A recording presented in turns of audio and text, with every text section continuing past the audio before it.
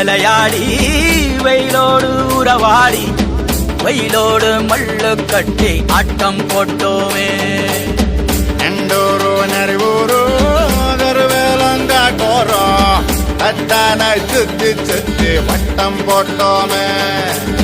பசி வந்தா குருவி முட்ட தண்ணிக்கு தேவங்குட்ட பறிப்போமே சோழ தட்ட புழுதிதான் நம்ம சட்ட புழுதிதான் நம்ம சட்ட.